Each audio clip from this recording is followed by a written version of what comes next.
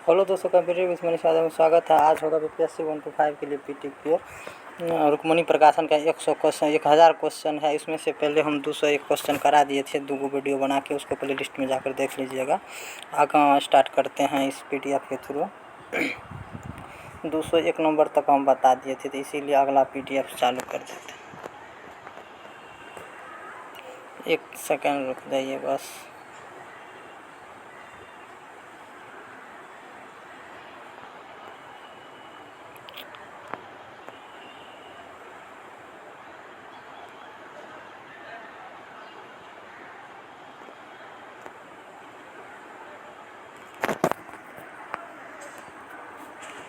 दूसरे 1 नंबर तक बता दिए थे।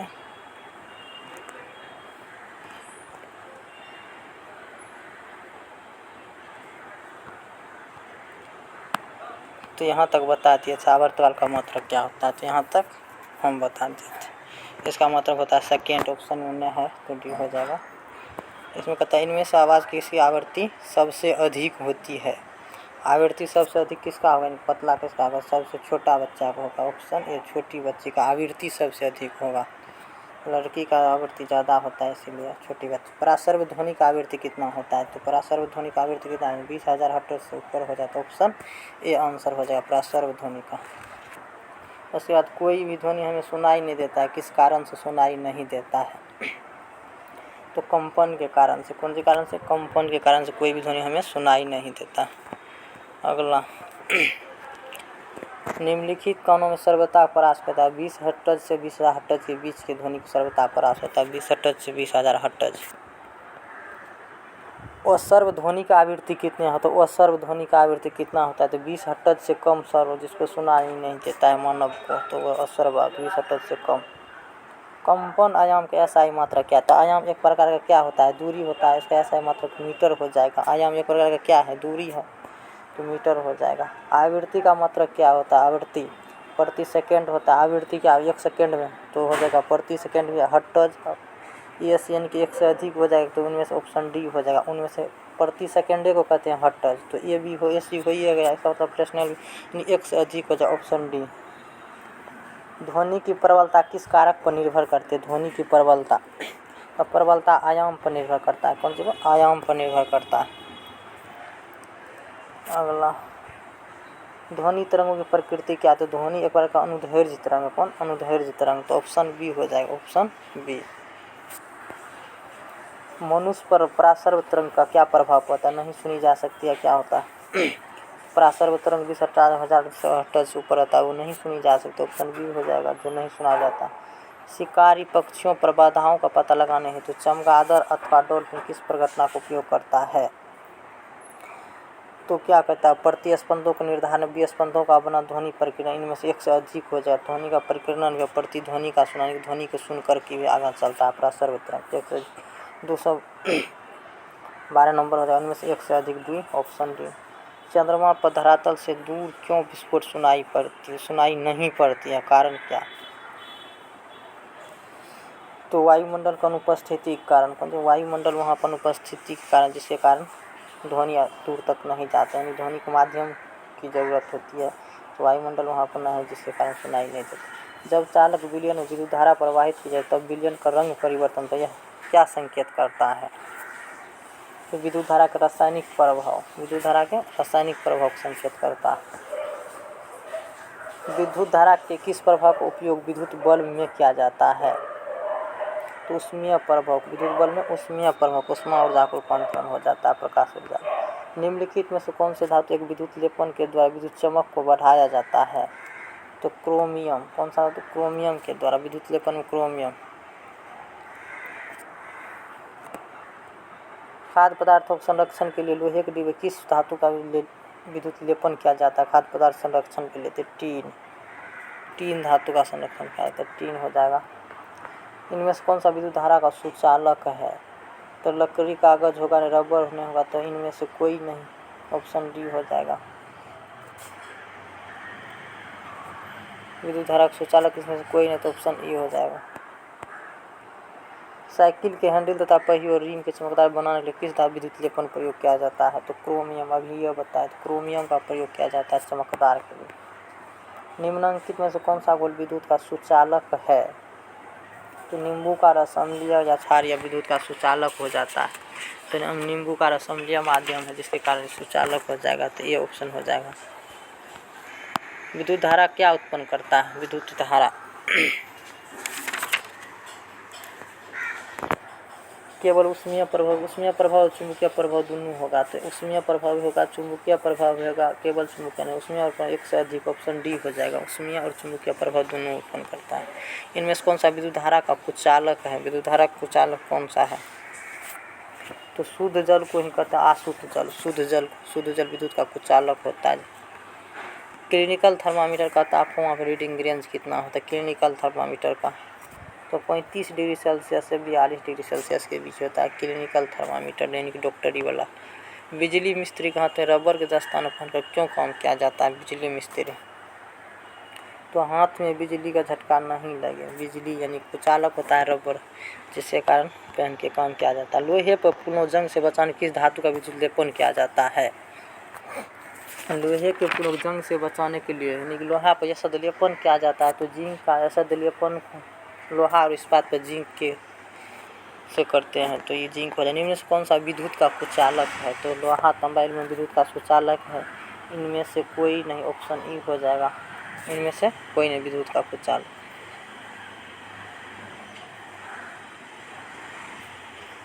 वैसे एवोनाइट विद्युत का कुचालक है। एवोनाइट वह पदार्थ अपने से होकर विद्युत धारा प्रवाहित को होने देते हुए विद्युत का क्या कहलाता है? सुचालक कहलाता है। क्या कहलाता है?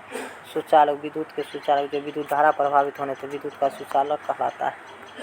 वे पदार्थ अपने से होकर जो विद्युत धारा का आसानी प्रवाहित नहीं होने देते हैं उसे क्या कहते हैं? तो विद्युत धारा का कुचालक यानी कुचालक, ऑप्शन सी हो जाएगा।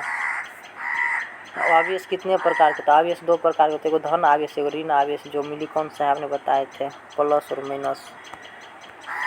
कांच को रेशम से रगड़ने पर रेशम पर कौन सा प्रभाव उत्पन्न होता है? यानी कि रेशम पर धन या ऋण कौन सा प्रभाव उत्पन्न होता है? तो रेशम पर धन आवेश उत्पन्न हो जाता है। रेशम पर धन आवेश उत्पन्न हो जाता है। भूकंपी तरंग को किस यंत्र द्वारा अभिलेख किया जाता है? भूकंप लेखी के द्वारा, ऑप्शन पर है 231 का ए भूकंप लेखी।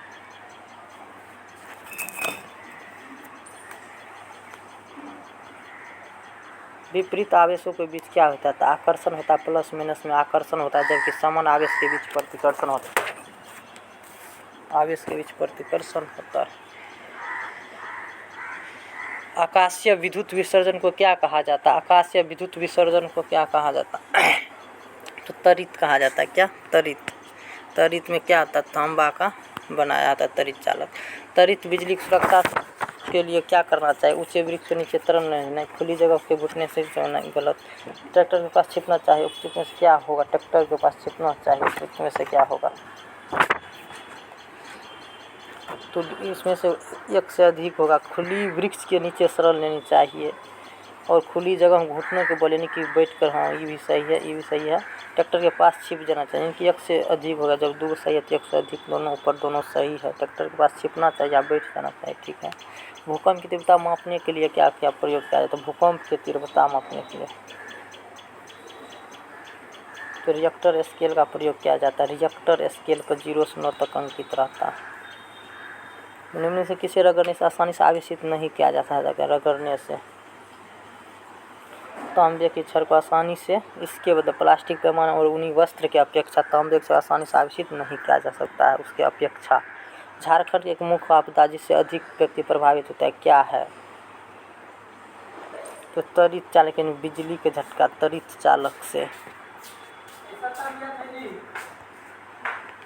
समान आवेशों के बीच क्या होता है? प्रतिकर्षण होता है। समान आवेश के बीच प्रतिकर्षण और समान आवेश के बीच आकर्षण, इसका बी हो जाएगा प्रतिकर्षण।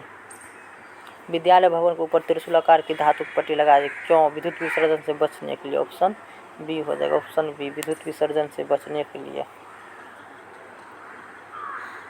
उसके बाद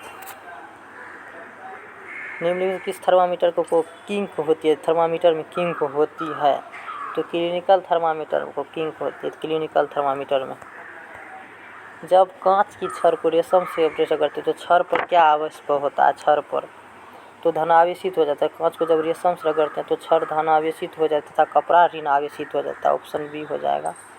उसका निम्न में से कौन से प्रदीप्त वस्तु है तो सूर्य एक प्रकार का प्रदीप्त वस्तु है जिससे प्रकाश उत्पन्न होता है। Option A. वह पदार्थ जो स्वतंत्र प्रकाश उत्सर्जित करता है क्या कहलाता है? स्वतंत्र प्रदीप्ति वस्तु कहलाता है ये। उसके बाद इनमें से कौन अप्रदीप्ति वस्तु है तो विद्युत बल प्रकाश उत्सर्जन करता है। आग प्रदार्थ दर्पण अप्रदीप्ति वस्तु 54 का से 44 का सी हो जाएगा दर्पण। जबकि आग एक प्रकार का प्रकाश उत्पन्न करता है, विद्युत बल भी प्रकाश उत्पन्न करता है।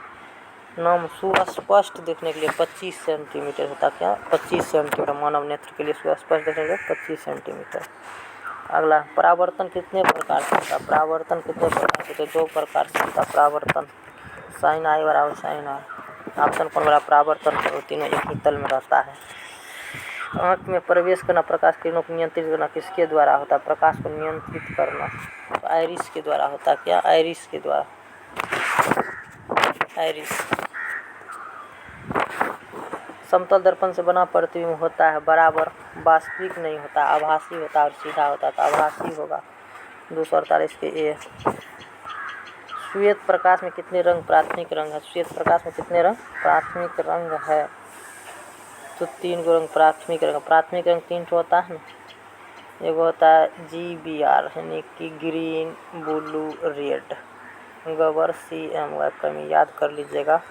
3 गो प्राथमिक होता है। वैसे कुल 7 रंग होता है लेकिन प्राथमिक रंग पूछा तो प्राथमिक रंगों की संख्या 3 गो। आँख में दिव्यांग व्यक्ति के लिए कौन सा लिपि लोकप्रिय आँख है? तो ब्रेल लिपि। जो अंधा होता है उसके लिए ब्रेल लिपि होता है। ब्रेल लिपि जो लकड़ी।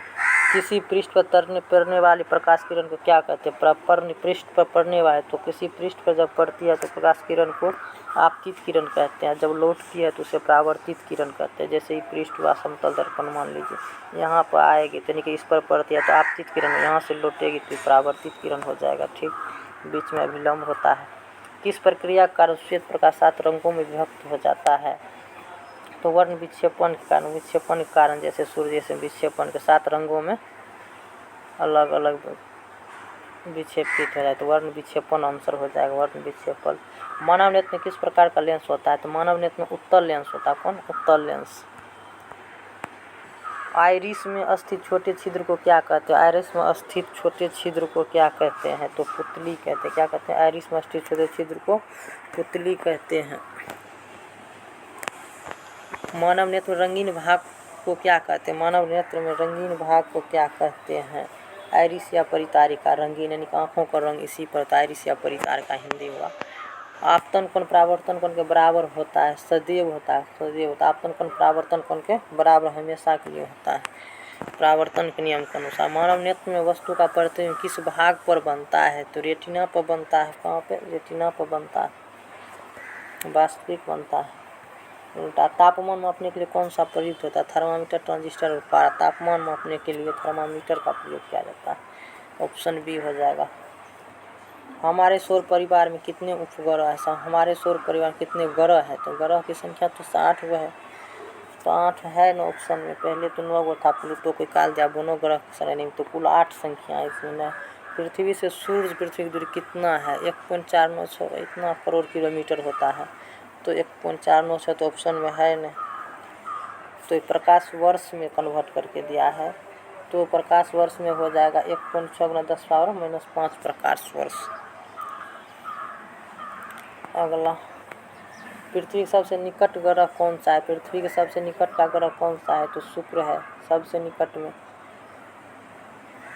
ऑप्शन के अनुसार शुक्र हो जाएगा। वैसे तो सूर्य के निकट सबसे बुध है। सूर्य में अगर पूछेगा तो बुध हो जाएगा। रात्रि के समय साफ आकाश और काली रात में टूटते हुए तारे दिखाई देते हैं किसके कारण? तो उल्का दिखाई देते हैं। यह है क्या? एक प्रकार का उल्का है। इनमें से कौन सा प्राकृतिक उपग्रह है? एक सूर्य एक प्रकार का तारा है प्राकृतिक उपग्रह, जबकि बृहस्पति एक प्रकार का ग्रह है। तो ग्रह नहीं पूछा, उपग्रह। चंद्रमा एक प्रकार का उपग्रह तो ऑप्शन सी हो जाएगा। सूर्य एक प्रकार का तारा है, बृहस्पति ग्रह है। इनमें से कौन सा ग्रह नहीं है? तो बुध मंगल ग्रह है सीरियस, जबकि नहीं है सीरियस। ऑप्शन ए हो जाएगा। 264 का ऑप्शन ए सीरियस। सबसे दूर ग्रह कौन सा है? तो शनि शुक्र तो होगा। सबसे दूर ग्रह कौन सा है? तो नेपच्यून हो जाएगा। वरुण, जिसको हिंदी में क्या कहते हैं, वरुण। सबसे दूर ग्रह वरुण है। लेटा हुआ ग्रह अरुण को कहा जाता है। इनमें से कौन सा ऊष्मा का सुचालक है, तो लोहा एल्युमिनियम। एक से अधिक मार दीजिए, ऑप्शन डी। लोहा और एल्युमिनियम दोनों सुचालक है, एक से अधिक। सौर परिवार में सबसे छोटा ग्रह कौन सा है, तो सौर परिवार में सबसे छोटा बुध है, सबसे बड़ा बृहस्पति। ग्रहों की परिक्रमा करने वाले प्राकृतिक खगोलीय पिंड को क्या कहते हैं, ग्रहों की परिक्रमा जो करता है उसे उपग्रह कहते हैं। क्या कहते हैं, उपग्रह। सूर्य के जो परिक्रमा करते हैं उसे ग्रह कहते हैं। किस ग्रह को प्रभात यानी प्रभात सुबह का तारा, सुबह का तारा यानी कि भोर का तारा किसको कहते हैं, तो शुक्र को भोर का तारा, शाम के तारा, पृथ्वी के भगनी, ये सब उपनाम है। शुक्र सबसे गर्म ग्रह। निम्नलिखित में कौन सा सौर परिवार का सदस्य नहीं है, क्षुद्र ग्रह तारामंडल पर सौर परिवार का सदस्य कौन सा नहीं है। क्षुद्र ग्रह है, उपग्रह भी है, तो तारामंडल सौर परिवार का सदस्य नहीं। तारामंडल में तारा की संख्या होता है। निम्नलिखित में कौन सा तारा है, तो टाइटन, पुच्छल तारा, फोबोस। कौन सा इसमें से तारा है, तो उपयुक्त में से एक से अधिक। इसमें से सब टाइटन उपग्रह है, टाइटन उपग्रह, लेकिन पुच्छल एक का तारा और फोबोस तो दोनों है तारा, तो ऑप्शन डी हो जाएगा। टाइटन शनि का उपग्रह। सूर्य की सबसे ऊपरी सतह का तापमान क्या होता है, सूर्य की सबसे ऊपरी सतह का तापमान 6000 डिग्री सेल्सियस होता है। ऑप्शन में नहीं है तो ऑप्शन में है, यानी ऑप्शन डी हो जाएगा। Option D. सूर्य के सबसे ऊपरी सतह का तापमान 6000 डिग्री सेल्सियस होता है, ऑप्शन ई हो जाएगा। खगोलीय पिंडों की दूरी किस इकाई से मापा जाता है, तो खगोलीय पिंड सूर्य और पृथ्वी के बीच प्रकाश वर्ष में मापा जाता है। एक प्रकाश वर्ष क्या होता है, 9.46 गुना 10 पावर 15 मीटर होता है, किलोमीटर में 10 पावर 12 हो जाएगा। सौर परिवार में चमकीला ग्रह कौन सा, सौर परिवार का चमकीला शुक्र ग्रह, सबसे ज़्यादा चमकीला शुक्र ग्रह। सौर परिवार का सबसे बड़ा ग्रह कौन सा है, तो बड़ा सबसे बृहस्पति, सबसे बड़ा ग्रह बृहस्पति है। कौन सा ग्रह जिसका उपग्रह नहीं है, कौन सा ग्रह जिसका उपग्रह नहीं है, तो बुध का उपग्रह कोई उपग्रह नहीं है, शुक्र का तो है वरुण सन, ऑप्शन बी हो जाएगा।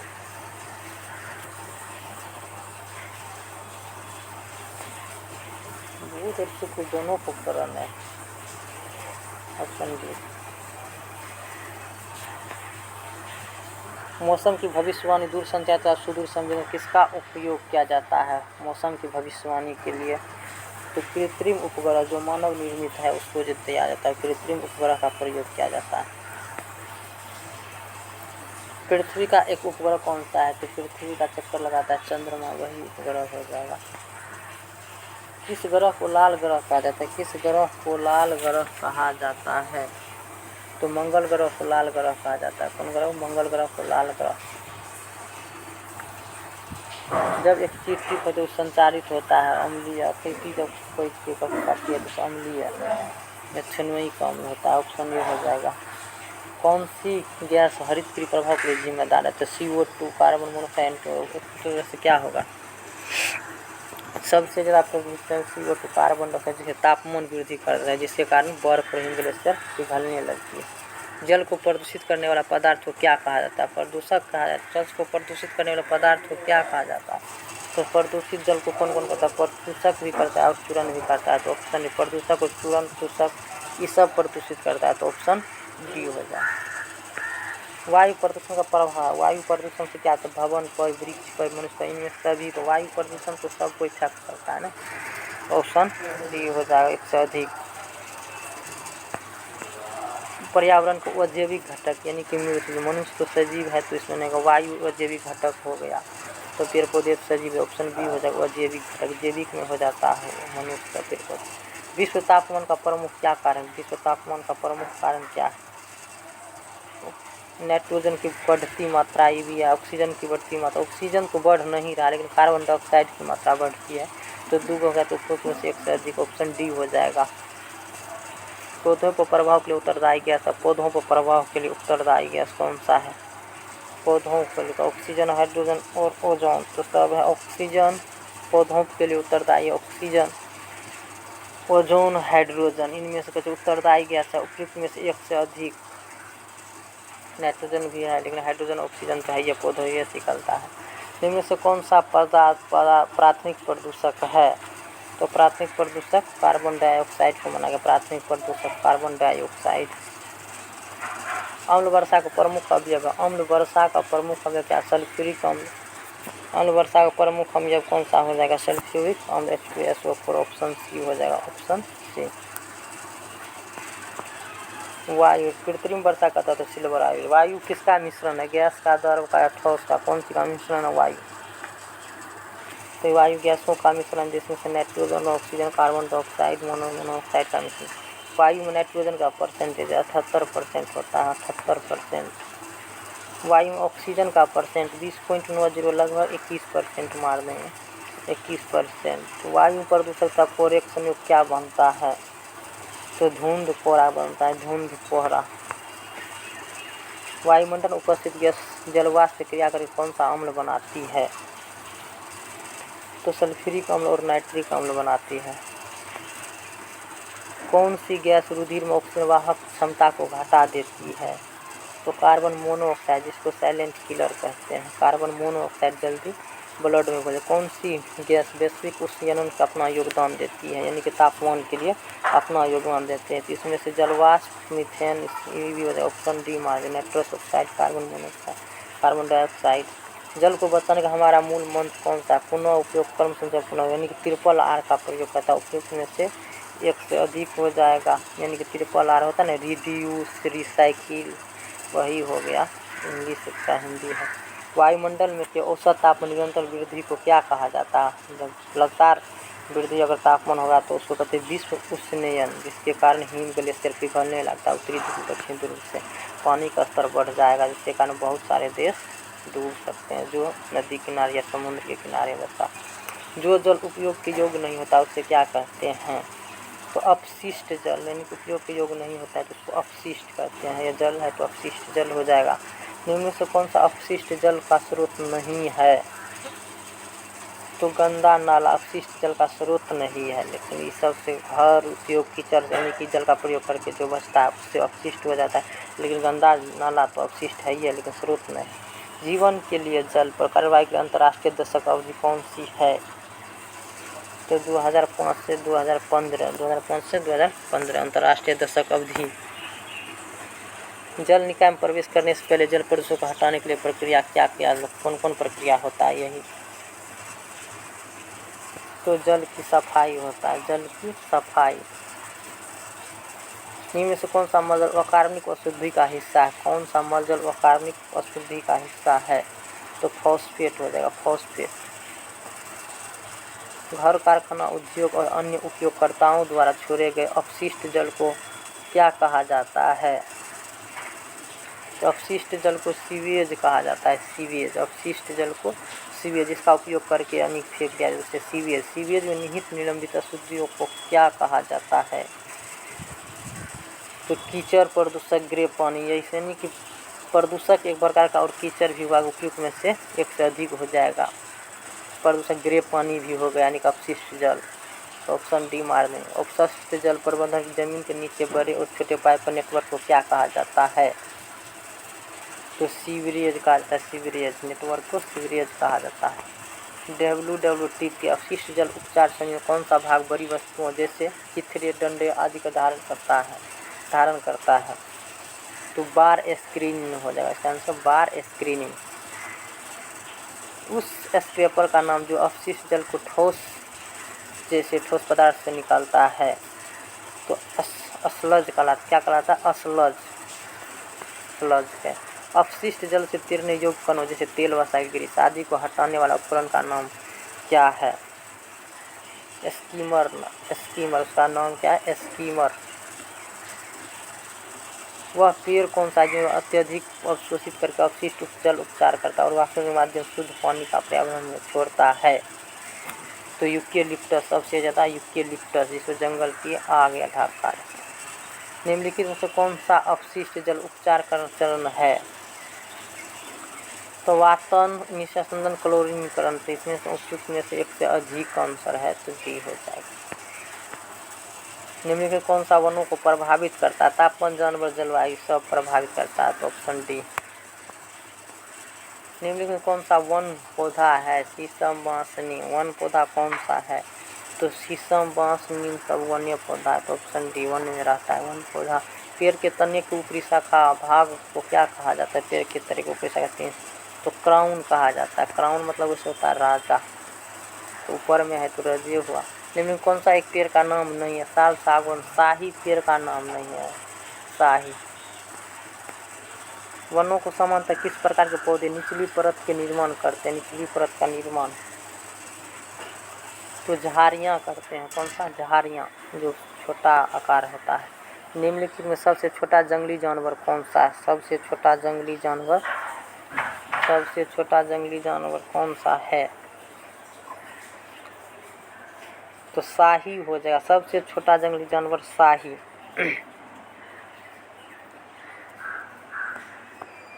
उस जीव का नाम जिस पर सभी प्राणी भोजन के निर्भर रहते हैं। उस जीव का सभी प्राणी भोजन के लिए निर्भर रहते हैं। तो प्रत्यक्ष या अप्रत्यक्ष रूप से पौधा पर ही निर्भर रहते हैं। तो ऑप्शन बी हो जाएगा। पेंडुलम की गति कैसी होती है? तो पेंडुलम की गति एक प्रकार का आवर्त गति होती है। क्या होती है? आवर्त गति। पेंडुलम की गति आवर्त गति होता है, जबकि आंसर में विद्युतीय गति दिया, जो गलत। आवर्त गति हुआ। अपघटक मृत पौधे और जंतुओं के अवशेष किसमें होते हैं? तो ह्यूमस यानी कि खाद्य पदार्थ में हो जाता है अपघटक का अवशोषण, ह्यूमस में। हरे फेफड़े किसे कहते हैं? हरे फेफड़े, तो हरे फेफड़े जंगल को कहते हैं। जंगल का कलर हरा रहता है और ऑक्सीजन देता है, इसलिए फेफड़ा। निम्नलिखित में क्या हमें वनों से प्राप्त नहीं कर सकते हैं? भोजन लकड़ी प्राप्त कर सकते हैं, आश्रय भी प्राप्त कर सकते हैं, लेकिन उपयुक्त में से कोई ना। ऑप्शन डी हो जाएगा। क्या? ऑप्शन ई हो जाएगा। कहता नहीं कर सकते हैं, तो तीनों चीज़ प्राप्त कर सकते हैं ना, इसमें कहता नहीं कर सकते। जब हम अम्लता से पीड़ित होते हैं तो हम क्या लेनी चाहिए? जब अम्ल से प्राप्त होता है तो एंटा एसिड लेना चाहिए। एसिड के गुण को नष्ट करने के लिए एंटा एसिड का प्रयोग होता है। लकड़ी से प्राप्त न होने वाली वस्तु कौन है? लकड़ी से जो कागज लकड़ी से प्राप्त होता है, माचिस के तिल्ले भी। थर्मोकोल कौन चीज़ प्राप्त होता है? थर्मोकोल तो अलकतरा और टैप से, तो यही लकड़ी से प्राप्त नहीं होगा, बी हो जाएगा। वह जिम्मेदार नहीं है औषधि पौधे प्रदान करने के लिए। वन जिम्मेदार ही है धारा में पानी प्रवाह को बनाए रखने के लिए। उसके बाद है बाढ़ की स्थिति बनाए रखने के लिए। उपयुक्त में से एक से अधिक या इनमें से कोई नहीं। इसका आंसर क्या हो जाएगा? तो बाढ़ की स्थिति के लिए तो जिम्मेदार नदी होगा, जो कि ऑप्शन सी। वनों की कटाई से क्या होता है? वनों की कटाई से वर्षा में कमी हो जाती है। वनों की कटाई से वर्षा में कमी, ऑप्शन बी। ग्रीन हाउस गैसों का क्या तात्पर्य है? ग्रीन हाउस गैस का तात्पर्य सूरज से गर्मी का ट्रैप करती है। सूरज से गर्मी का ट्रैप करती है। 326 का ऑप्शन ए हो जाएगा।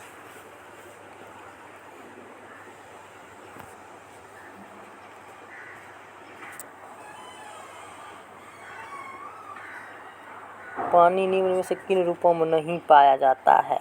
ठोस, द्रव, गैस, तीनों रूप में पाया जाता है। तो एक से अधिक रूप में पाया जाता है, जिसको क्रिटिकल टेम्परेचर कहते हैं। जल दिवस कब मनाया जाता है? जल दिवस 22 मार्च को मनाया जाता है, और बिहार दिवस भी 22 मार्च को मनाया जाता है। हमारे शरीर मस्तिष्क तथा हृदय को जल कितना प्रतिशत भाग होता है? तो 73%। हमारे शरीर में मस्तिष्क और हृदय में लगभग 73% जल होता है। निम्नलिखित में कौन सा जल स्तर के ह्रास का कारण है, यानी कि कमी का कारण कौन सा है?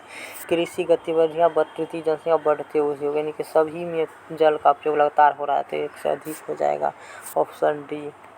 निम्न से कौन जल के ठोस रूप का प्रतिनिधित्व करता है? जल का ठोस रूप बर्फ होता है, बर्फ, ऑप्शन बी ठोस। भूमि जल में रिसने की प्रक्रिया क्या कहलाती है? भूमि में जल रिसने की प्रक्रिया क्या कहलाती है? अंतःस्यंद कहलाती है, अंतःस्यंद कहलाती है, ऑप्शन बी। जमीन के नीचे पानी को क्या कहते हैं? भूजल कहते हैं। जमीन के नीचे यानी कि भूमि का अंतर्जल को भूजल कहते हैं। वर्षा जल संचयन पुराने समय में उपयोग करने वाले बड़े कुएं जैसी संरचना को क्या कहते हैं? बड़े कुएं जैसी संरचना को क्या कहते हैं? तो जोहर कहते हैं, जोहर, जो एक प्रकार का राजपूताना शासक में भी जोहर प्रचलित था, लेकिन वो दूसरा। निम्न से कौन सा प्राणी में पानी कमी नहीं दर्शाती? प्रति व्यक्ति प्रतिदिन पानी की 3 बाल्टी। पानी पाने के लिए लंबी कतारें। मार्च और अप्रैल महीने में पानी की मांग के लिए विरोध। उपयुक्त में से एक से अधिक क्या होगा? एक से अधिक होगा। इसका मतलब पानी का विरोध आता है, पानी कमी होगा तभी नहीं लाइन में लग रहा है। लंबी कतार, प्रति व्यक्ति 3 बाल्टी का उपयोग, एक से अधिक ऑप्शन हो जाएगा डी। हर बूंद मायने रखती है, एक नारा है, जिससे किसे संबंध है? हर बूंद मायने रखती है। पानी के महत्व से क्या, पानी के महत्व हर बूंद मायने रखते हैं। निम्न से कौन सा पार्श्व व्युत्क्रम दर्शाता है, तो समतल दर्पण दर्शाता है। जैसे दायां हाथ उसमें दिखाते उसमें तो बायां लगेगा, इसी को वहीं पार्श्व व्युत्क्रम। निम्नलिखित में किसका उपयोग साइड व्यू मिरर में करता है, तो उत्तल दर्पण का उपयोग किया, उत्तल दर्पण का उपयोग करते साइड व्यू मिरर में, यानी कि पश्च दृश्य देखने में। प्रकाश का पथ कैसा होता है, एक वक्र पथ होता है, टेढ़ी मेढ़ी या सदैव सरल रेखा होता है। कैसा होता है, तो न्यूटन के अनुसार सदैव सरल रेखा होता है प्रकाश के पथ। लाल रंग के प्रकाश को हरा रंग से मिश्रित करने से क्या प्राप्त होता है, लाल रंग के प्रकाश को हरा रंग से, तो पीला रंग का क्या, पीला। आभासी प्रतिबिंब के प्रमुख गुण होते हैं, उसे पर्दे पर उतारा नहीं जा सकते हैं, पर्दे पर उतारा नहीं बने, पर्दे पर उतार नहीं सकते हैं आभासी प्रतिबिंब। बोलिए दर्पण द्वारा बना प्रतिबिंब यदि आभासी होता है दर्पण कैसा होगा। दर्पण क्या या तो अवतल या उत्तल दोनों से होता है आभासी, तो दर्पण अवतल या उत्तल हो सकता है।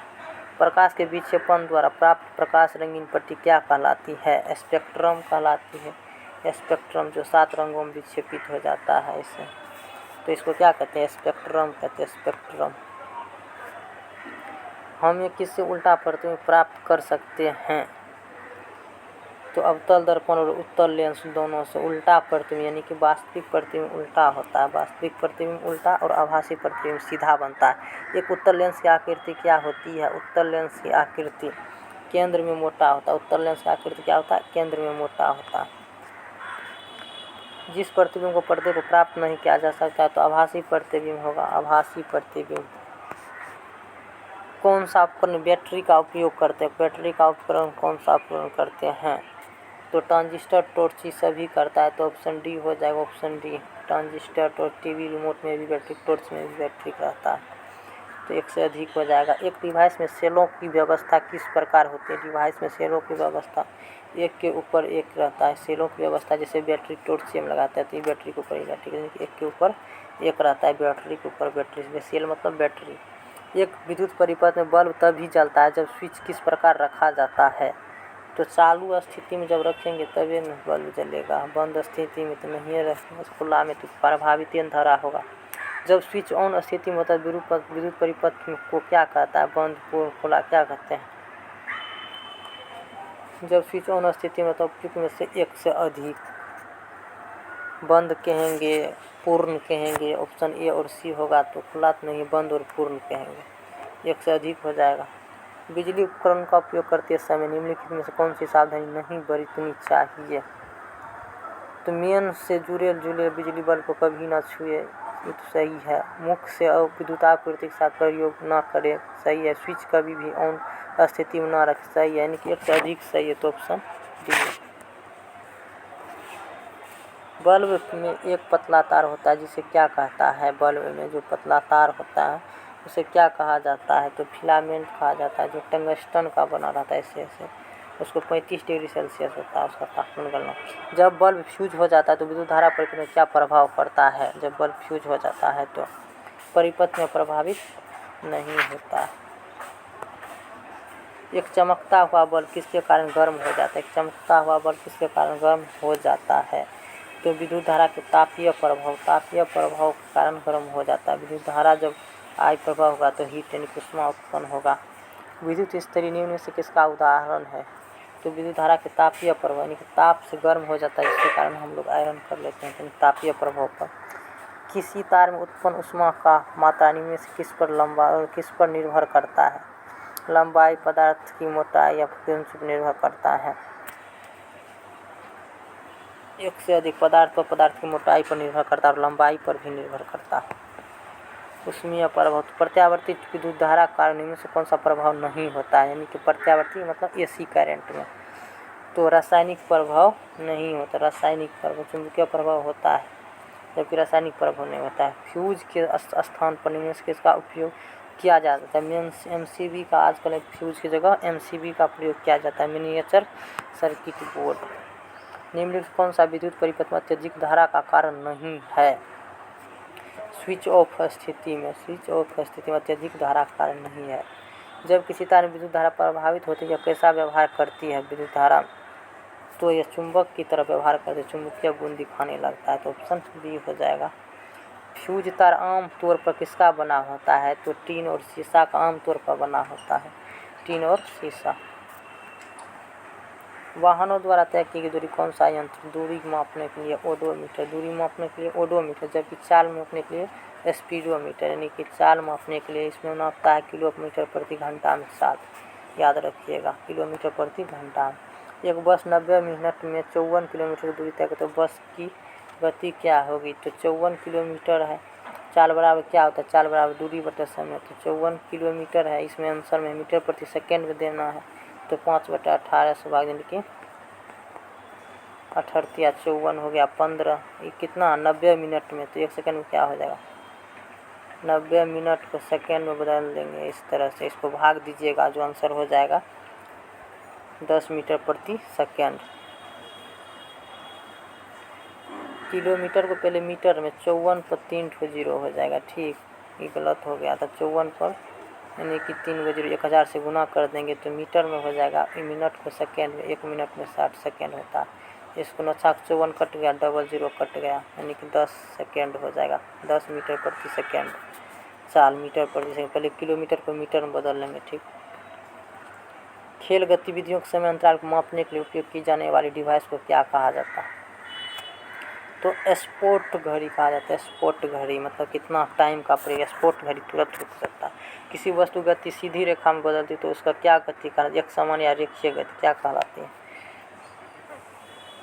एक किसी वस्तु की गति सीधी रेखा में बदलती रहती है, तो बदलती रहती है तो असमान गति होगा।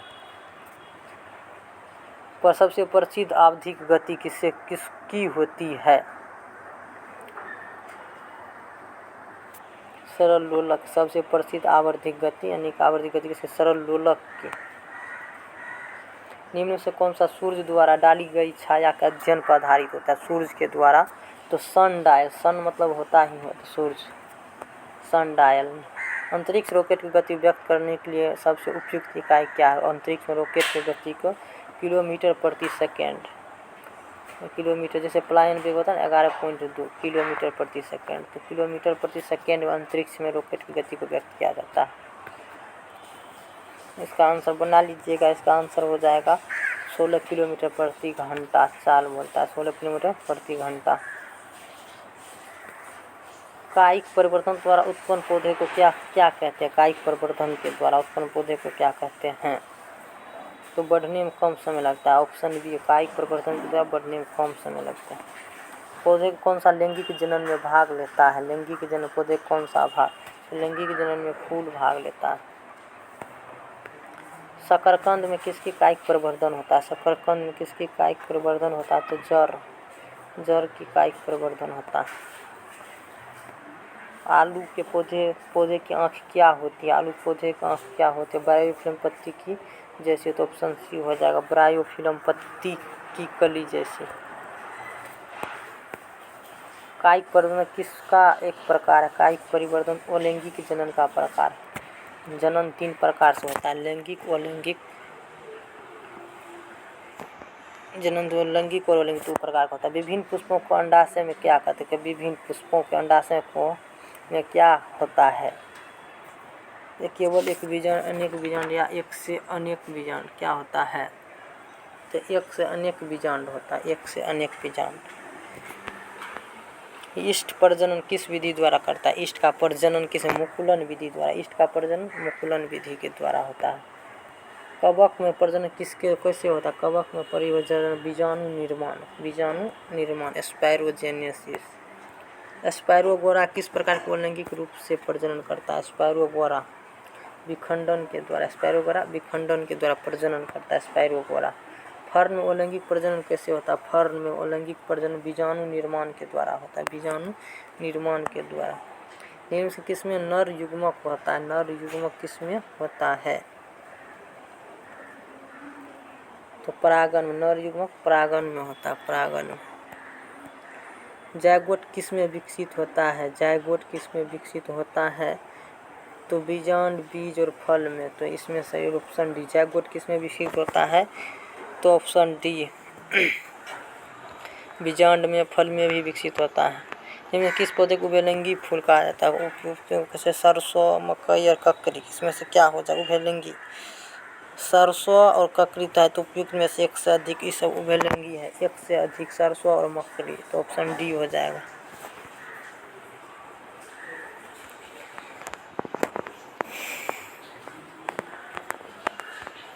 निम्न कौन सा स्त्री केसर का भाग है? स्त्री केसर का भाग कौन सा है?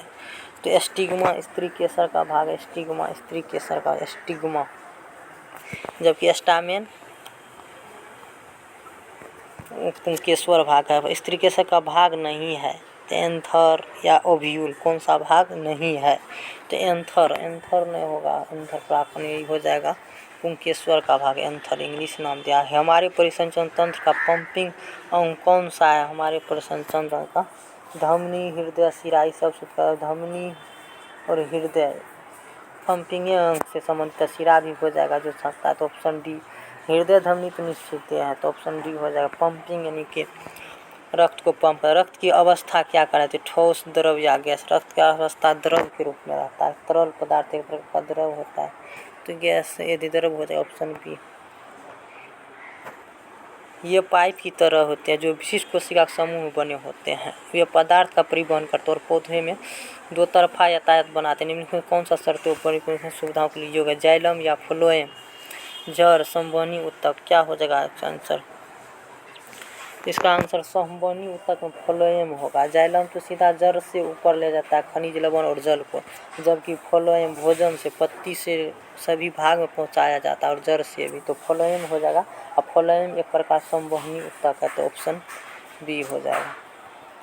रक्त के तरल भाग को क्या कहते हैं? रक्त को तरल भाग को क्या कहते हैं? तो इसको प्लाज्मा कहते हैं, जो कि 55% रहता है। रक्त में आरबीसी की उपस्थित लाल वर्णक कौन सा है? रक्त में आरबीसी का लाल वर्णक, तो लाल वर्णक हीमोग्लोबिन के कारण होता है। हीमोग्लोबिन।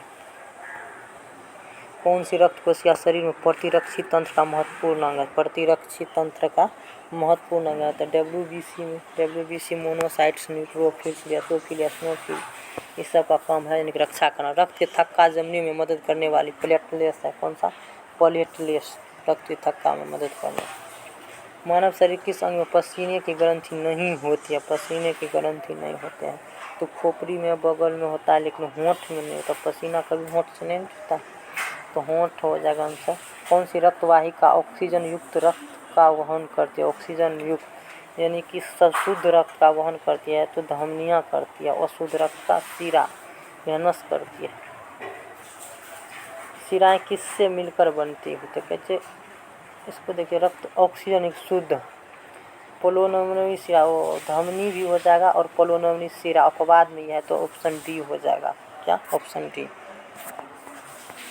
शिराएँ किससे मिलकर हृदय में खाली हो जाती है? किससे मिलकर हृदय में खाली हो जाती है? तो केशिकाएँ। केशियाँ क्या से मिलकर हृदय में खाली हो जाती है?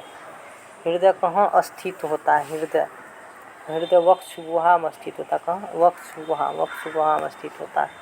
मानव हृदय में कितने कक्ष होते हैं? मानव हृदय में 4 कक्ष होते हैं। दायां एलिन, बायां एलिन, नीले, दायां नीला, बायां नीला। हृदय को ध्वनि के सुनने के लिए कौन सा उपकरण का प्रयोग किया जाता है? हृदय के स्टेथोस्कोप। क्या? स्टेथोस्कोप का प्रयोग किया जाता है। और रक्त और ऊतकों के बीच पोषक तत्वों का अवशोषण और श्वसन गैसों का आदान प्रदान कैसे होता है? तो केशिका शिरा इस सब से होता है, तो ऑप्शन डी हो जाएगा। सभी जीवों में छोटी सूक्ष्म इकाई से बने होते हैं जिनमें नग्न आँखों से नहीं देखा जाता, इसे क्या कहते हैं? जिनको नग्न आँखों से नहीं देखा जाता उसे क्या कहते हैं? केशिकाएँ का। तो कोशिकाओं को भी नग्न आँखों से नहीं देखा जा सकता है, तो कोशिका या कोशिकीय जीवों की ऊर्जा कहाँ प्राप्त होती है? भोजन से प्राप्त होती है। भोजन से।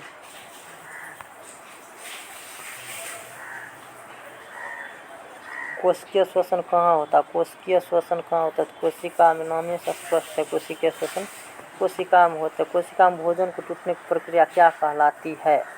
कोशिकीय श्वसन। तो कोशिकीय श्वसन के दौरान ही भोजन टूटता है, तो कोशिकीय श्वसन, जिससे ऊर्जा की प्राप्ति होता है। सबसे छोटा एक कोशिकीय जीव माइकोप्लाज्मा हो जाएगा। माइकोप्लाज्मा सबसे छोटा एक कोशिकीय जीव। जब ऑक्सीजन का प्रयोग ग्लूकोज का विखंडन से होता है तो इसे क्या कहते हैं? ऑक्सीजन का वायवीय श्वसन होता है। ऑक्सीजन का प्रयोग ग्लूकोज के विखंडन के, इसे वायवीय श्वसन कहते हैं। उस प्रकार के श्वसन का नाम है जिसके कारण पेशियों से औठन हो जाता है।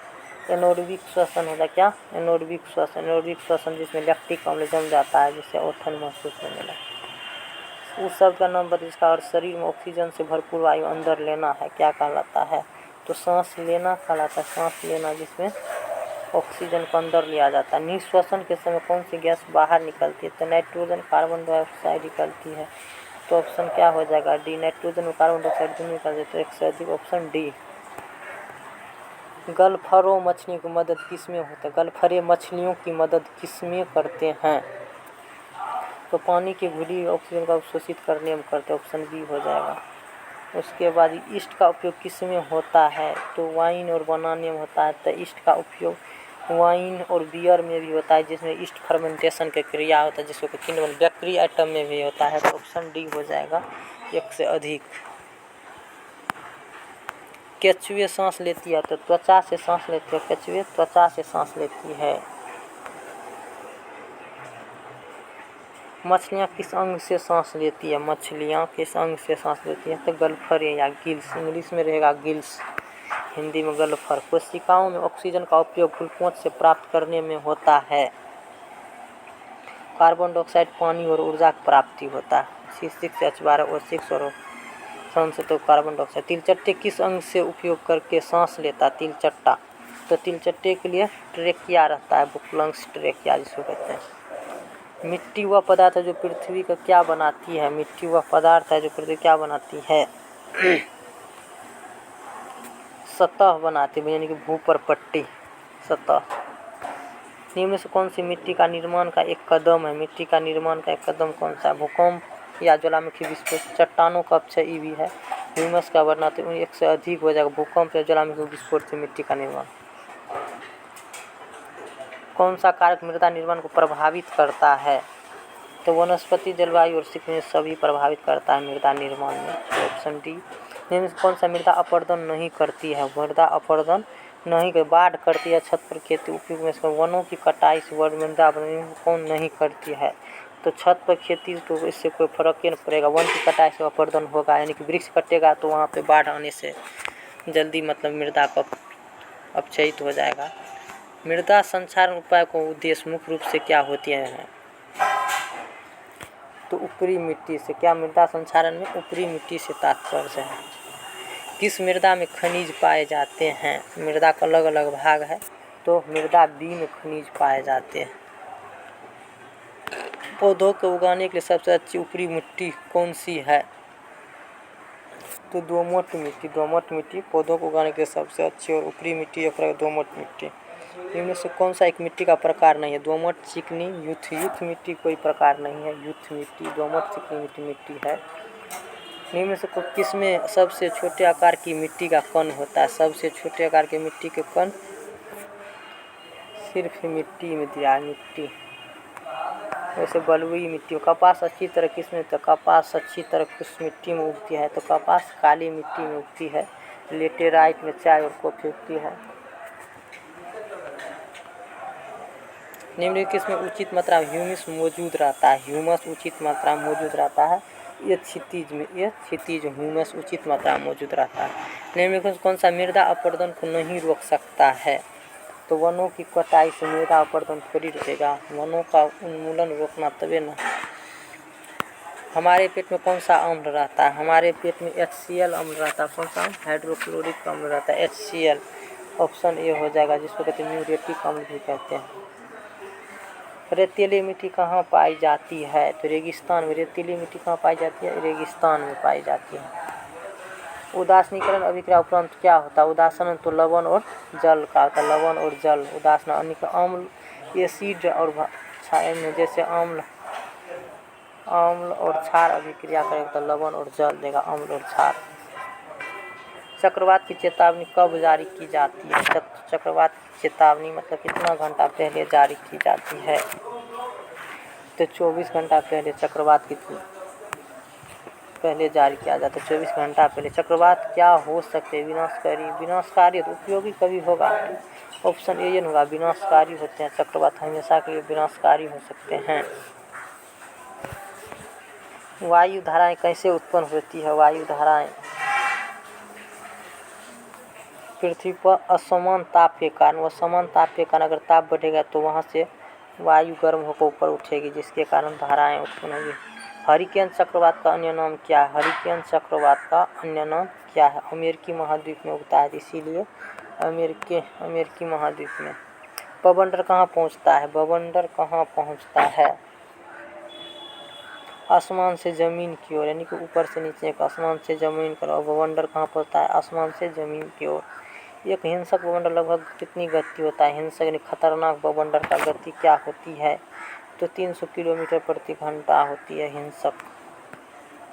भारत की पश्चिमी तट किस प्रकार का है? भारत की पश्चिमी तट तो चक्रवाती तूफानों के लिए अधिक संवेदनशील है। पश्चिमी कौन सा विषम है? मानसून, चक्रवात, टाइफून, कौन सा विषम है?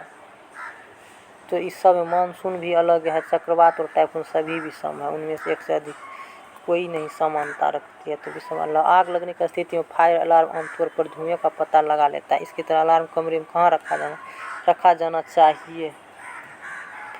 तो छत पर, दरवाजे के पास, किसी भी दीवार पर, तो सभी जगह होता है, तो ऑप्शन डी हो जाएगा। चक्रवात का केंद्र किस प्रकार का होता है? शांत होता है या गतिमान होता है? क्या होता है?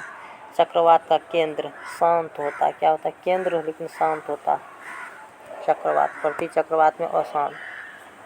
गर्म हवा कैसे उठती है? गर्म हवा कैसे उठती है? ठंडी हवाएं से हल्की होती है, गर्म हवाएं तो उठती है। गर्म हवा कैसे उठती है? ठंडी हवा से हल्की होकर उठती है, पैदा होती है। एक कमरे में प्रवेश द्वार एक पदार्थ लटका हुआ है, एक लंबा गलियारा दरवाजे में समकोण पर चलता है, पर्दे समांतर गलियारे के साथ तेज हवा, तो पर्दा का प्रभाव क्या होगा? कमरे के बाहर धकेल दिया जाता है, ऑप्शन बी।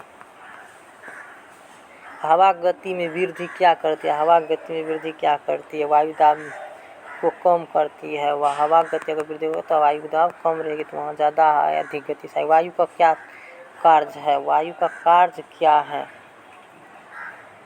दाब डालने में, जलाने में सहायक कोई भी सही है, ऑक्सीजन काम करता है। दाब डालने में, तापमान नियंत्रित करने में, ऑप्शन डी हो जाएगा। निम्नलिखित में कौन से जलवायु केरल में पाई जाती है? जलवायु केरल में, दक्षिण भारत में कौन सी जलवायु पाई जाती है? तो बहुत गर्म और गीला। गीला मतलब आर्द्रता से संबंधित है।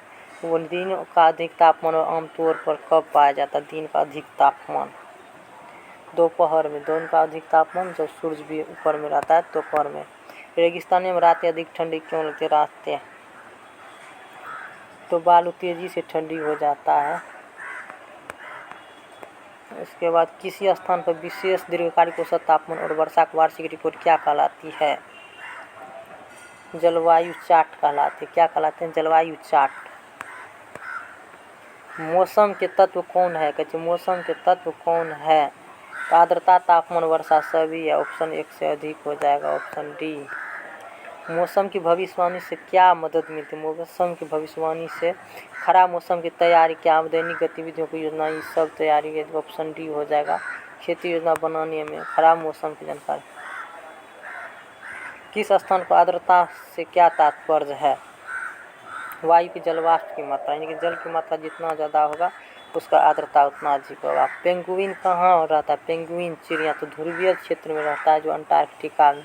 तो इसका आंसर क्या हो जाएगा? ध्रुवीय क्षेत्र, अंटार्कटिका।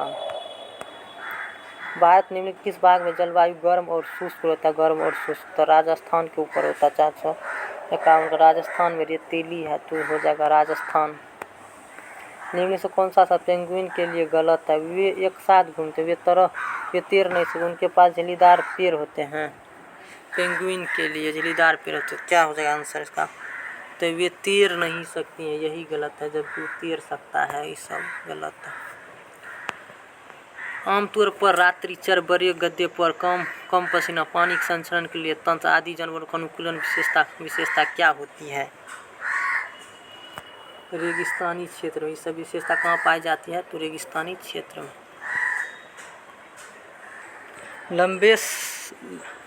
लंबे समय, मान लीजिए 25 वर्षों में औसत मौसम पैटर्न क्या कहलाता है? बहुत लंबे समय के लिए, तो उसको क्या कहते हैं?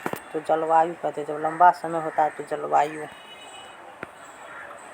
पृथ्वी पर सबसे ठंडा क्षेत्र कौन सा है? तो ध्रुवीय क्षेत्र। वहाँ पर सूरज का रोशनी नहीं जाएगा, तो ध्रुवीय क्षेत्र सबसे ठंडा क्षेत्र होगा। ऊँट का गोबर किसका एक जलाशय है? तो फेटू टिश्यू, पानी, दूध या खोस में से क्या होगा? तो फेटी टिश्यू, फेट मतलब वसा, वसा उसमें भरा रहता है, वसा वो उसमें संचित रहता है, जबकि पानी नहीं रहता है। लेकिन पानी समझता है, पानी नहीं होगा। यानी कि फेटी मतलब क्या होता है? फैट मतलब वसा, वसा संचयन का काम करता है उसका गोबर। निम्न में कौन सा दैनिक मौसम रिपोर्ट का भाग नहीं है? तो दबाव दैनिक मौसम रिपोर्ट का भाग नहीं, जबकि तापमान वर्षा है। निम्नलिखित में कौन सा कथन रासायनिक अभिक्रिया के लिए गलत है? तो गर्मी दी जा सकती है लेकिन कभी अवशोषित नहीं की जा सकती, यही गलत है। उष्मा का अवशोषण भी हो जाता है और निष्कासन भी होता है, तो ये गलत। किस पदार्थ के आकार, अवस्था जैसे गुण क्या होते हैं? आकार और अवस्था ये सब भौतिक गुण है, जबकि कोई परिवर्तन हो जाएगा निश्चित के लिए तो केमिकल गुण। एक भौतिक परिवर्तन आमतौर पर क्या होता है? वह परिवर्तन उत्क्रमणीय होता है, यानी कि बर्फ से पानी, पानी से बर्फ, तो उत्क्रमणीय हो जाएगा, रिवर्सेबल। भौतिक परिवर्तन एक पदार्थ में किस प्रकार का परिवर्तन होता है? भौतिक गुणों का परिवर्तन होता है। क्या होता है? भौतिक गुणों का परिवर्तन होता है भौतिक पदार्थ में। लोहे में जंग लगना रासायनिक परिवर्तन है, जिससे उसका भार बढ़ जाता है। भार क्या होता है? बढ़ जाता है। और नमी और वायु की स्थिति में लगता है, पानी और नमी। जंग तब लगता है जब ऑक्सीजन और नमी हो, यानी कि ऑक्सीजन के साथ, यानी कि वायु के साथ साथ नमी भी हो। तो ऑप्शन ए हो जाएगा। वायु मतलब ऑक्सीजन और पानी, वायु में सब कुछ होता है। चूने में पानी कार्बन डाइऑक्साइड प्रभावित करने से बनने वाला पदार्थ कौन सा है? तो कैल्शियम कार्बोनेट बनेगा, कैल्शियम कार्बोनेट। कैल्शियम ऑक्साइड और कार्बन डाइऑक्साइड CO2 मिला दें तो CaCO3 बन जाएगा। रासायनिक परिवर्तन को क्या कहते हैं? रासायनिक अभिक्रिया भी कहते हैं। रासायनिक परिवर्तन रासायनिक अभिक्रिया भी कहते हैं। किस पदार्थ का जलना क्या? रासायनिक जलना जब भी हुआ तो रासायनिक परिवर्तन हो जाएगा। लोहे पर जैसे एक परत, तो गैल्वेनाइज लोहे और इस्पात दोनों पर होता है, जिसमें जिंक का प्रयोग किया जाता है। गैल्वेनाइजेशन में जिंक का प्रयोग किया जाता है। कॉपर सल्फेट पाउडर की 1 ग्राम तनु सल्फ्यूरिक एसिड की 2 बूंद डाली गई और फिर इस घोलने में गर्म पानी की थोड़ी मात्रा डाली गई। चरण 1 में ठंडा करने पर सुंदर नीले रंग का क्रिस्टल अलग हो जाए तो चरण 2 क्या होगा? चरण 1 और चरण 2 क्रमशः कौन सा परिवर्तन है? कॉपर सल्फेट से तनु सल्फ्यूरिक एसिड प्राप्त करना, फिर दूसरे में थोड़ी मात्रा में डाली गई तो सुंदर नीले क्रिस्टल अलग हो गए, तो क्या होगा इसका? तो दोनों भौतिक परिवर्तन है, यानी कि तनु सल्फ्यूरिक से कॉपर सल्फेट तनु सल्फेट दोनों क्या है? भौतिक परिवर्तन है, यानी परिवर्तित अगर हो जाता है तो भौतिक परिवर्तन। इनमें से कौन सा भौतिक? लकड़ी का जलना तो भौतिक परिवर्तन होगा नहीं। अगर जलना लग गया तो भौतिक परिवर्तन है। फलों का पकना, अगर पक गया तो फिर फल नहीं होगा, नया फल। लकड़ी के लट्ठे से छोड़कर टुकड़ों को काटना, ये भी नहीं होगा, तो इसमें क्या हो जाएगा? भौतिक बनेगा। टुकड़ों का काटना, तो काटना तो भौतिक परिवर्तन हो सकता है ना, काटना। तो काटना एक प्रकार का भौतिक परिवर्तन है। क्या है? भौतिक परिवर्तन। निम्न से कौन सा रासायनिक परिवर्तन है? बीजों का अंकुरन ही रासायनिक परिवर्तन। पटाखों का फटना, इनमें से सभी इसमें उपयुक्त से एक से अधिक हो जाएगा। पटाखे फोड़ना, ये सब रासायनिक परिवर्तन है। रासायनिक परिवर्तन में क्या होता है? गैस निकलती है, रंग में परिवर्तन, स्वाद में परिवर्तन होता है, तो क्या होता है? ये सब तो गैस भी निकलता है, स्वाद में परिवर्तन होता है। जैसे फल खट्टा था, पक जाने के बाद मीठा हो जाएगा, तो इसमें से एक से अधिक। अम्ल का स्वाद क्या होता है? अम्ल का स्वाद खट्टा होता है, जबकि क्षार के स्वाद कड़वा होता है। क्षार का स्वाद क्या होता है? कड़वा होता है। क्या? कड़वा होता है। अम्लीय और क्षारीय माध्यम फेनोल्फथीन सूचक रंग क्रमशः क्या होता है? अम्लीय यानी अम्ल माध्यम फेनोल्फथीन का रंग और क्षारीय माध्यम फेनोल्फथीन का रंग क्या होता है? तो अम्लीय माध्यम फेनोल्फथीन का रंग रंगहीन और गुलाबी हो जाएगा। रंगहीन, गुलाबी, रंगहीन होता है। जैसे अम्ल, क्षार और लवण या भस्म कहिए। अम्ल, क्षार इसी कहते भस्म, उसके बाद लवण, तो इसमें हो जाएगा अम्ल में रंगहीन, गुलाबी, रंगहीन। क्षारों की प्रकृति क्या होती है? क्षार की प्रकृति अम्लीय होता है या क्षारकीय होता है। तो अम्ल का प्रकृति अम्लीय, क्षार की प्रकृति क्षारकीय। 7 से ऊपर जो रहेगा क्षारकीय, 7 से कम रहेगा अम्लीय, 7 रहेगा उदासीन। किसे छूने पर साबुन जैसा महसूस होता है? तो क्षार को छूने पर साबुन जैसा महसूस होगा।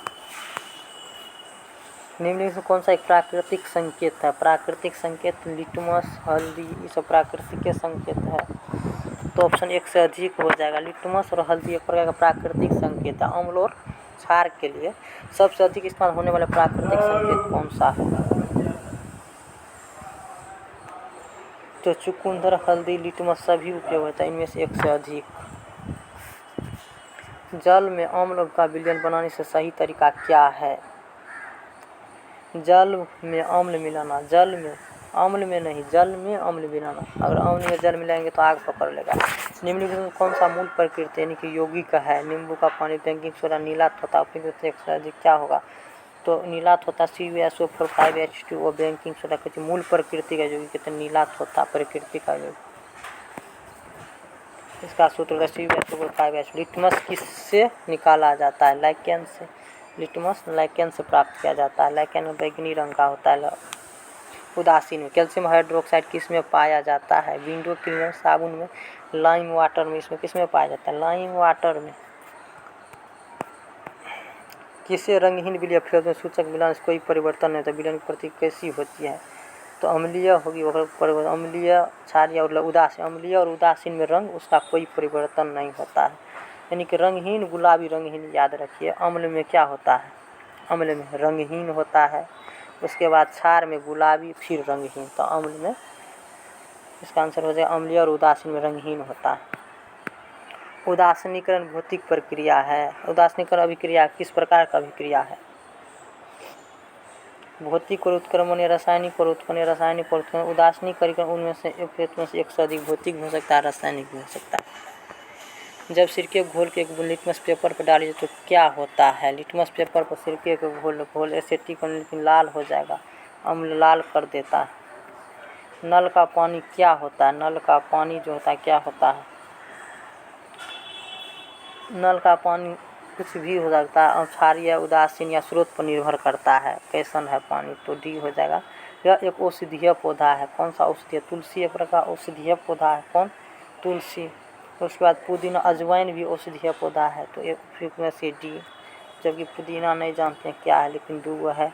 कौन सा फूल हम खाते हैं? फूल का भाग खाते हैं।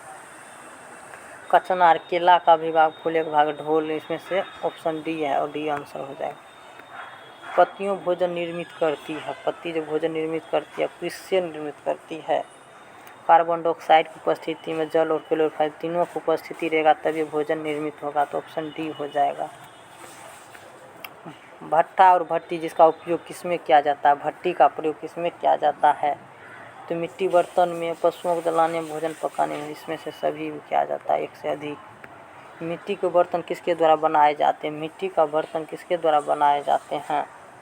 तो पोटर के द्वारा। पोटर के द्वारा मिट्टी के बर्तन, जबकि लोहार के द्वारा लोहा के बर्तन। इनमें से शतरंज के खिलाड़ी का नाम बताए। सचिन तेंदुलकर तो क्रिकेट खिलाड़ी। विश्वनाथ आनंद है शतरंज खिलाड़ी। विश्वनाथ मिल्खा सिंह दौड़ से संबंधित है। धाव। कौन सा इंडोर गेम नहीं है? इंडोर गेम इनमें से कौन सा नहीं है? तो लूडो, कैरम, शतरंज। इनमें से एक से अधिक इंडोर गेम नहीं है। इनमें से कौन सा पत्र कौन लाता है? पत्र कौन लाता है? तो डाकिया लाता है, डाकिया, पोस्टमैन। हम अपना पत्र कहाँ पोस्ट करते हैं? तो डाक ऑफिस में करेंगे पोस्ट, डाक ऑफिस में। पिन क्या है? पिन क्या है? डाक सूचकांक संख्या, जैसे 85, 21, 28 होता है, तो इसे डाक सूचकांक संख्या 6 अंक का संख्या होता है पिन में। कहाँ के घर पत्थर और लकड़ी के बने होते हैं? कहाँ का घर पत्थर और लकड़ी का बने होते हैं? तो श्रीनगर, यानी कि श्रीनगर, मनाली, यानी कि पर्वतीय प्रदेश में होता है। तो एक से अधिक लकड़ी और पत्थर का बना होता है। भारत की राजधानी नई दिल्ली है। रुपया है, यानी कि मुद्रा का नाम रुपया है। पहले राजधानी कोलकाता थी। डल झील कहाँ स्थित है? डल झील कहाँ स्थित है? श्रीनगर में स्थित है डल झील, श्रीनगर में। सेंस जो नेत्रहीन की सबसे ज़्यादा मदद करती है, कैसे करती है मदद? तो महसूस करके, यानी कि महसूस करके सेंस।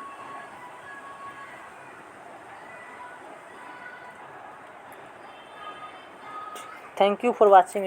इससे अगला वीडियो में करेंगे। वीडियो बहुत लंबा हो जाएगा, 500 कर दिए हैं सब वीडियो मिला के। 500 अगला वीडियो में कर देंगे। अगर अच्छा लगे तो लाइक शेयर सब्सक्राइब कीजिए। रुक्मणी प्रकाशन में जैसे था आंसर हम सब बता दिए। 500 अलग बच्चा है तो भी बता देंगे। इसमें सेट में दिया हुआ है, कोई सेट अगर खरीदिएगा तो उसमें है 1000 प्लस, नहीं तो PDF के रूप में है। टेलीग्राम से जुड़ के उसमें से PDF डाउनलोड कर लीजिएगा, हम टेलीग्राम में लिंक कर देंगे, वीडियो के कमेंट में पिन कर देंगे। Thank you for watching.